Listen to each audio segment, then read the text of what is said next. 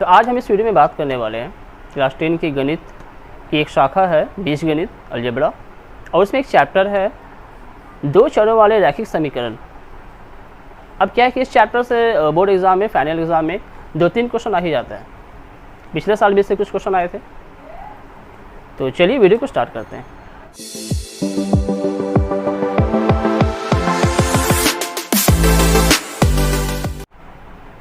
ये जो हमारा चैप्टर है दो चरों वाले रैखिक समीकरण, ठीक है। अगर हम थोड़ा सा ध्यान दें तो हमें इस चैप्टर के नाम से ही समझ में आ जाएगा कि बेसिकली ये चैप्टर है क्या। जैसे चैप्टर हमारा है दो चरों वाले रैखिक समीकरण, ठीक है।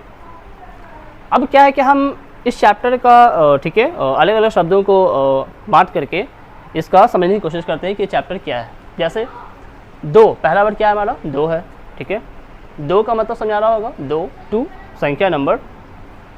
चरों, इसको हम सिंपली चर भी कहते हैं, इसको इंग्लिश में वेरिएबल कहा जाता है, वेरिएबल। अब ये वेरिएबल क्या है या चर क्या है, ठीक है। देखो हम लोग मैथ में करते क्या है, जब हमें किसी चीज़ का मान, ठीक है, किसी भी चीज़ का वैल्यू, किसी भी चीज़ का संख्यात्मक मान नहीं पता होता है, तो हम उसे अल्फ़ाबेट के ज़रिए, विच इज़ एक्स वाई के ज़रिए मान करके उसे अलग अलग तरीके से, अलग अलग प्रोसेस अपना करके मैथ में, ठीक है, उसे निकालने की कोशिश करते हैं। जैसे किसी चीज़ का हाइट हो सकता है वो, ठीक है, कोई स्पीड हो सकता है, या मैथ में बहुत सारी, ठीक है, रकम है ना, ब्याज, आप लाभ हानि निकालते हैं, बहुत तरह का मैथ में तो कई सारे चीज़ें होती है, फॉर्मेट होता है, और उसमें सभी में हम क्या होता है मैथ में संख्यात्मक मान निकालना। तो होता क्या है मैथ में, बेसिकली हमें ये बताया जाता है कि जिसका संख्यात्मक मान आपको नहीं पता है या फिर जिसका वैल्यू आपको नहीं पता है, ठीक है, उसे मान करके किसके ज़रिए, एक्स वाई जेड या जो भी अल्फ़ाबेट हमारा होता है, ठीक है, जितने भी ऐसे लेकर जेड तक, उसमें से किसी एक को मान करके हमें उस अज्ञात यानी कि उस अननोन जो वैल्यू है उसको ज्ञात करने का प्रयास करते हैं, कोशिश करते हैं निकालने का, ठीक है। तो आपको समझ में आ गया होगा कि चर क्या है, ठीक है। हम चर किसी भी अल्फ़ाबेट को कह सकते हैं, मतलब सिंपल वे में कहा जाता है कि जिसका कोई फिक्स वैल्यू ना हो, है ना, वो कुछ भी हो सकता है। समथिंग कि हम किसी का हाइट निकालते हैं तो एक्स मान करके अगर हम निकालते हैं, ठीक है, तो एक्स बराबर कुछ भी आ सकता है, 10 मीटर, 15 मीटर, 20 मीटर। किसी का चाल निकाल रहे हैं तो वो तो सेम नहीं होगा जो हमने एक्स का मान निकाला है। तो चर का मतलब जो भी हम अल्फ़ाबेट यूज़ करते हैं, जो भी चर यूज़ करते हैं एक्स वाई जेड, ठीक है, उसका कोई एक फिक्स वैल्यू नहीं होता है, ठीक है, कुछ भी हो सकता है वो। तो चर बेसिकली क्या है, अल्फ़ाबेट, यानी कि एक्स वाई जेड या फिर जितने भी अल्फ़ाबेट होते हैं, ए बी सी डी जो भी होता है, ठीक है। लेकिन जनरली क्या होता है कि ज़्यादातर हम एक्स वाई जेड का ही इस्तेमाल करते हैं, इसीलिए चर को अल्फ़ाबेट कहा जाता है, ठीक है ना, जिसका कोई वैल्यू, कोई फिक्स वैल्यू ना हो। तो हम यहाँ पे कह सकते हैं कि जो हमारा चर है वो क्या है, एक्स या वाई जेड, कुछ भी, ठीक है, एक्सेट्रा। तो चर समझ आ गया, ठीक है। कोई भी अज्ञात राशि जिसको हम ज्ञात करते हैं और मान करके किसके ज़रिए, एक्स वाई जेड के ज़रिए, या कोई भी दो अल्फ़ाबेट मान सकते हैं हम, ए बी सी डी, कुछ भी मान सकते हैं, ठीक है, जो भी जितने भी अल्फ़ाबेट होते हैं, ठीक है, उसमें से किसी को भी मान सकते हैं। तो समझ आ गया दो चरों, यानी कि कोई भी दो चर, यानी कि कोई भी दो alphabet like X and Y, ठीक है। उसके बाद क्या हमारा है, रैखिक। अब ये रैखिक क्या है, इसको इंग्लिश में हम लीनियर कहते हैं, लीनियर। देखो रैखिक सबसे पहला हो ना, रेखा, कैसी रेखा, सीधी रेखा, ठीक है। रैखिक का मतलब होता है सीधा, मतलब एक सीधी रेखा जिससे ज्ञात की जा सके, जिससे एक सीधा रेखा बनाया जा सके। मैथ के अगर अंदर हम बात करें तो ग्राफ में क्या होता है कि रैखिक समीकरण में जब उसका हम ग्राफ ड्रॉ करते हैं तो बिल्कुल हमें एक सीधी रेखा मिलती है, ठीक है। और अगर उसको हम लोग पावर के हिसाब से देखें, ठीक है, घात के हिसाब से, घात आपको पता होगा मे भी, घात के हिसाब से अगर देखें तो जिसका पावर 1 हो, 1 हो, ठीक है, उसे हम कहते हैं रैखिक, लीनियर, ठीक है। तो अब हमारा नेक्स्ट अगला वर्ड क्या है, ठीक है, समीकरण, ठीक है। इसको हम इंग्लिश में इक्वेशन भी कहते हैं, अब ये समीकरण क्या है, इसका क्या अर्थ होगा? समीकरण का एक सिंपल सा अर्थ होता है, अगर हम इसके नाम पे ध्यान दें, समीकरण विच इज समान करना या समान करने की क्रिया। समान मतलब बराबर, यानी कि बराबर करने की क्रिया। हम इसको एक और भी एक तरीके से कह सकते हैं, ठीक है, कि ज्ञात राशि के ज़रिए या ज्ञात राशि से अज्ञात राशि को फाइंड करना, मतलब ज्ञात करना। सपोज करो कि मेरे पास एक व्यंजक है like 3x is equal to 15, ठीक है। यहाँ हम देख रहे हैं कि हमारे पास एक चर है, एक वेरिएबल है, ठीक है, बीच में बराबर है। x जो हमारा चर है वो 3 का मल्टीपुल है और बराबर में एक तरफ हमारा 15 है। हम यूँ कह सकते हैं कि ये दो पार्ट में है, ठीक है, LHS एंड RHS, है ना, दायां पक्ष और बायां पक्ष, ठीक है। होता क्या है कि समीकरण का मतलब क्या होता है कि इन दोनों को समान करना, बराबर करना। बस बराबर कैसे होगा? तो जो हमारा अज्ञात राशि है यानी कि x जो हमारा वेरिएबल है, चर, ठीक है, इस 3 को किससे मतलब मल्टीप्लाई करें कि 15 आ जाए, है ना। जो हमें नहीं पता हमने उसकी x मान लिया, यानी कि 3 को इस x के स्थान पे हम क्या नंबर रखें कि दोनों को गुना करने पर कितना आ जाए, 15 आ जाए, ठीक है। उसी तरीके से हम एक और व्यंजक ले सकते हैं, जैसे सपोज कि 2x प्लस y बराबर 19, ठीक है। हम यहाँ कह सकते हैं कि एक हमारा मतलब ये जो हमारा व्यंजक है इसमें भी दो पार्ट है, दो हिस्से हैं, ठीक है, दायां और बायां, LHS एंड RHS। और यहाँ पर क्या है कि दो चर हैं आपके पास, x एंड y, यानी कि दो अज्ञात राशि है, x एंड y। x का मल्टीपुल 2 है और y का मल्टीपुल 1 है, ठीक है। एक तरफ सिर्फ 19 है, 19। और हम जानते हैं कि 19 एक संख्या है ना, एक अचर है, एक वेरिएबल कांस्टेंट है, इसके बारे में जानते हैं, तो वो एक ज्ञात राशि है। इसमें अज्ञात राशि कौन है हमारा, x एंड y। इससे हमें क्या जाहिर हो रहा है? इससे हमें ये जाहिर हो रहा है, ठीक है, कि इस 2 को हम x, यहाँ पर जो अज्ञात राशि है, तो इस 2 को किससे गुना करें और यहाँ पर y क्या रखें, y का वैल्यू, कि दोनों को जोड़ने पर, विच इज़ 2 को x से गुना करने पर, यानी कि यहाँ पर जो एक नंबर रखेंगे उससे गुना करने पर, और प्लस यानी कि y जो हमारा अज्ञात राशि है वहाँ पर क्या रखें कि दोनों को जोड़ने पर 19 आ जाए, ठीक है, यानी कि समान करने की क्रिया। इसी को समीकरण कहा जाता है। जब भी ऐसा कहीं भी हमें कोई क्वेश्चन मैथ में दिखाई दे, ठीक है, जब भी कोई ऐसा व्यंजक हमें दिखाई दे तो हमें समझ जाना है कि वो एक समीकरण है, यानी कि समान करना है। अब समान कैसे करना है? जो हमारा अज्ञात राशि है ना, जो हमारा अननोन क्वांटिटी है, उसी को मैथ के अलग अलग प्रोसेस द्वारा, अलग अलग प्रक्रियाओं द्वारा हम उस अज्ञात राशि को फाइंड करने का या हल करने की कोशिश करते हैं। अब आते हैं चैप्टर में।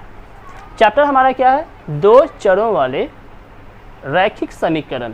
अब हम कह सकते हैं कि दो चरों वाले, यानी कि दो चर होना चाहिए, है ना, यानी कि लाइक x एंड y होना चाहिए। जैसे यहाँ पर हम देख रहे हैं कि x एंड y दोनों है।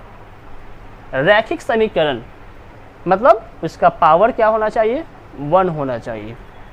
तो वैसा समीकरण जिसमें दो चर हों और उसका पावर क्या हो? 1 हो, तो वो कैसा होगा? तो वो लुक लाइक ऐसा होगा, लाइक 2x, है ना, प्लस 3y बराबर 15। हम कुछ भी दे सकते हैं। ये हमारा है दो चरों वाले रैखिक समीकरण, जिसमें दो चर हैं x एंड y, ठीक है, और बराबर में एक तरफ 15 है, और ये हमारा एक समीकरण है, ठीक है।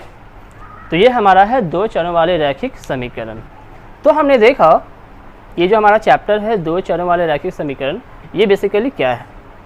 अब हम आते हैं मेन मुद्दे पर कि हमें करना क्या है। तो हमें क्या होता है कि इस चैप्टर में, जो हमारा चैप्टर है, इसमें जो हमारा अज्ञात राशि यानी कि जो हमारा दो चर है x और y, ठीक है, उसी की वैल्यू ज्ञात करना, उसी का एक संख्यात्मक मान ज्ञात करना, ताकि दोनों को संतुष्ट कर सके, दोनों को इक्वल कर सके, बराबर कर सके, जैसा हमने बताया पहले, ठीक है। यहाँ पर x और यहाँ y है, या कुछ भी दो चर हो सकते हैं, a और b भी हो सकता है, आपका s और t भी होता है, u v भी होते हैं, ठीक है। हमें बेसिकली क्या करना होता है इस चैप्टर में कि जो अज्ञात राशि है यानी कि जो हमारा चर है, ठीक है, उसका एक संख्यात्मक मान कैसे ज्ञात करना है, इसके बारे में पढ़ना है। और ये जो हमारा चर है संख्या x और y, ठीक है, इसका वैल्यू ज्ञात करने का या यूँ कहें कि इसे हल करने का 5 तरीके होते हैं, 5 विधि होता है, ठीक है। पहला हमारा है आपका विलोपन विधि, जिसे हम लुप्तीकरण विधि भी कहते हैं। दूसरा हमारा है प्रतिस्थापन विधि।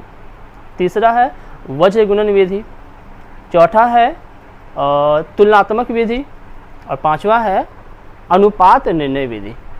एनसीईआरटी बुक में सिर्फ 3 ही विधि के बारे में पढ़ना होता है, ठीक है, विलोपन विधि, प्रतिस्थापन विधि और वज्र गुणन विधि, ठीक है। भारतीय भवन बुक में 2 एक्स्ट्रा बढ़ जाता है ना, विलोपन, ये आपका अनुपात निर्णय विधि और तुलनात्मक विधि। एग्ज़ाम के पॉइंट ऑफ व्यू से अगर देखें तो एनसीईआरटी के हिसाब से आता है, ठीक है, एग्ज़ाम में, और एनसीईआरटी पैटर्न से आता है। और एनसीईआरटी पैटर्न के हिसाब से अगर देखा जाए तो मोस्टली सबसे ज़्यादा अगर पूछा जाता है तो वो है हमारा विलोपन विधि, ठीक है, वज्र गुणन विधि और प्रतिस्थापन विधि। ये 3 आपका मेन अहम होता है, इम्पॉर्टेंट होता है, ठीक है। बाकी जो हमारा अनुपात निर्णय विधि है और तुलनात्मक विधि है, इससे अभी बहुत कम देखा गया है, क्वेश्चन आया कि नहीं, फिर भी हमें पढ़ना होता है, ठीक है ना। हो सकता है कि मेन एग्ज़ाम में आ जाए, कौन जानता है।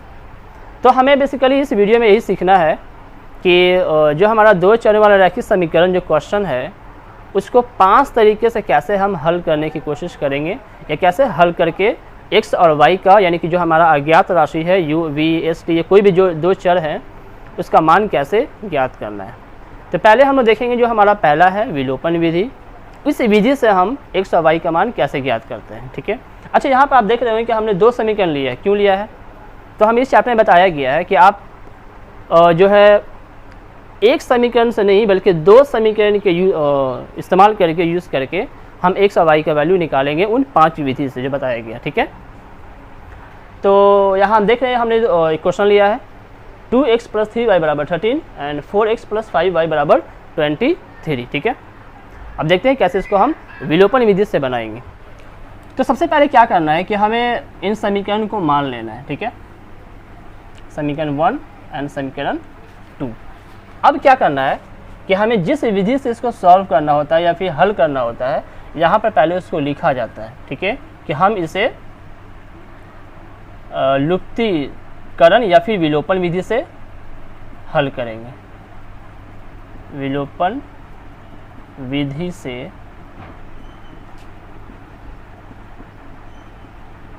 हल करने पर अब हम मेन टॉपिक पे आते हैं कि आखिर ये विलोपन विधि क्या है, इसमें हम लोग क्या करते हैं।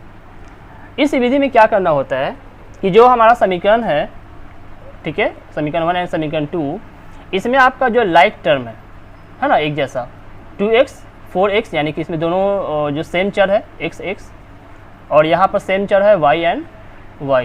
तो किसी भी एक को बराबर करना होता है दोनों को, या तो हम x वाले टर्म को करें और या तो y वाले, किसी भी एक को क्या करना होता है, दोनों के संख्यात्मक मान को बराबर करना होता है। दोनों का जो गुणक है, ठीक है, उसको बराबर करना होता है।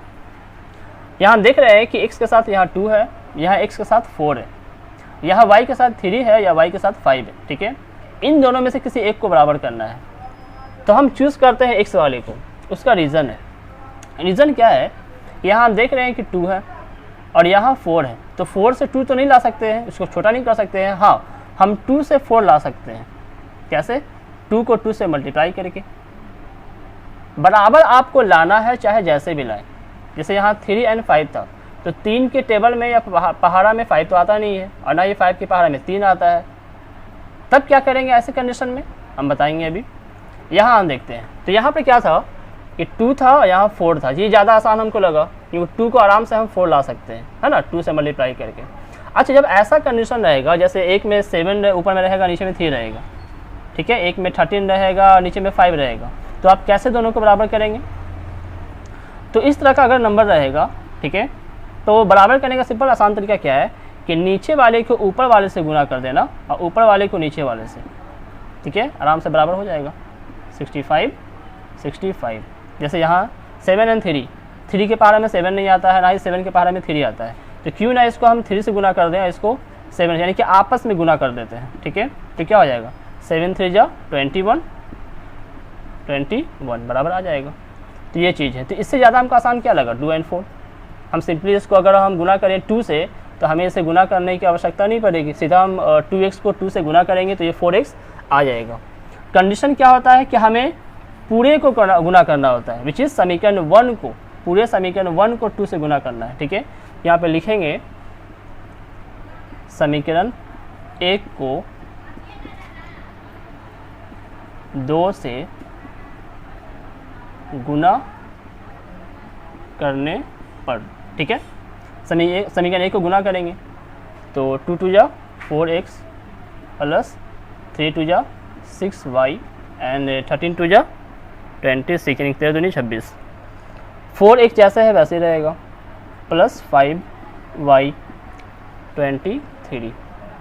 अब हमने दोनों को बराबर किया है, ठीक है। तो जाहिर सी बात है कि कुछ ना कोई रीज़न होगा बराबर करने का। रीज़न ये होता है कि हमें दोनों में से किसी एक को ख़त्म कर देना होता है। तो ख़त्म कैसे होगा, प्लस माइनस यानी कि दोनों को ऐड करके जोड़कर, ठीक है ना। जोड़ने पर जानते हैं कि दोनों का जो साइन है वो अलग होना चाहिए, एक प्लस में या एक माइनस में। अगर दोनों प्लस में है तो हम साइन चेंज करेंगे, ठीक है, नीचे वाले से। यहाँ अगर प्लस है तो प्लस का माइनस हो जाएगा, यहाँ प्लस है तो प्लस का माइनस, यहाँ प्लस है तो प्लस का, मतलब इनफैक्ट सबको करना होता है, किसी एक को नहीं करेंगे। जब भी करेंगे तो कोई भी काम सबके साथ करेंगे, ये मैथ का नियम है गणित का। तो 4 और 4 ख़त्म हो जाएगा 0, ठीक है, प्लस 6y। अब इसका प्लस ख़त्म हो गया, अब ये माइनस के फॉर्म में, ठीक है। तो प्लस माइनस माइनस, 6 में से 5 गया तो 1 है ना। 1 को हम इंडिकेट कर भी सकते हैं, नहीं भी कर सकते हैं, और y का y plus minus minus 26 minus 23 यानी कि 3। तो हम कह सकते हैं कि y बराबर 3। तो हमें एक अज्ञात राशि ज्ञात हो गया यानी कि y का मान निकल चुका है, ठीक है। अब हमें एक और अज्ञात राशि है x। अब हमें x का मान निकालना है। तो अब x का मान कैसे निकालेंगे, उसका भी एक तरीका है। समीकरण जो हमारा है 1 और 2, ठीक है, इस y के मान को समीकरण 1 में, ठीक है, या समीकरण 2 में रखेंगे, मतलब रख कर हम x का वैल्यू निकालते हैं। यहाँ पे कोई ऐसा बात नहीं है कि हम किस में रखेंगे, 1 में रखेंगे 2 में रखेंगे, आप किसी में भी रख सकते हैं, ठीक है। तो यहाँ पे लिखेंगे कि y का मान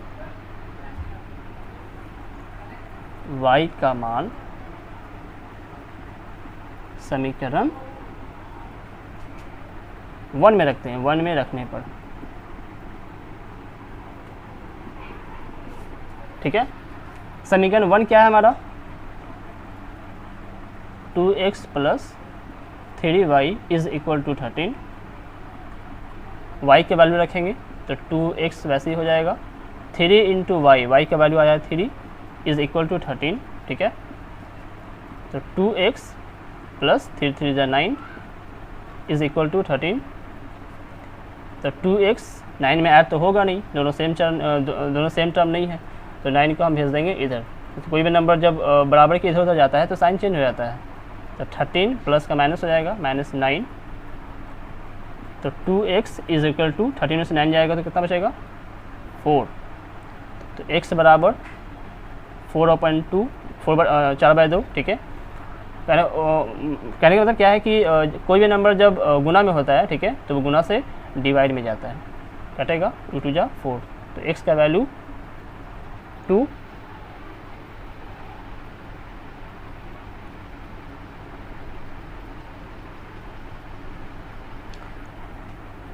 यहाँ पे निकालते हैं।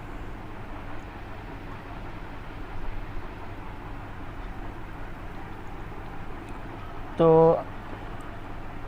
2x बराबर 4, तो x बराबर 4/2 यानी कि 4/2, 2 दूनी 4, x बराबर 2। तो x का मान 2 एंड y का मान 3। जो हमारा अज्ञात राशि का, ठीक है, उसको मैंने इस तरह से फाइंड किया। आप चाहते इसका स्क्रीनशॉट ले सकते हैं। तो ये था हमारा विलोपन विधि, यानी जिसको हम लुप्तीकरण विधि भी कहते हैं। अब आपको समझ में आ रहा होगा कि लुप्तीकरण क्यों कहा जाता है। लुप्त का मतलब छिपा देना, उसको हटा देना, अदृश्य कर देना, है ना, उसको ख़त्म कर देना, हटा देना, ठीक है। यहाँ से हमने क्या किया कि x वाले को या तो y वाले को ख़त्म करना होता है, है ना, दोनों को बराबर करके, इसीलिए इसका नाम पड़ा लुप्तीकरण विधि, है ना, विलोपन विधि। तो ये बहुत इजी सा मेथड है, बहुत आसान सा मेथड है, ठीक है। अब अगला हमारा है प्रतिस्थापन विधि, हम उसको अगले वीडियो में देखेंगे।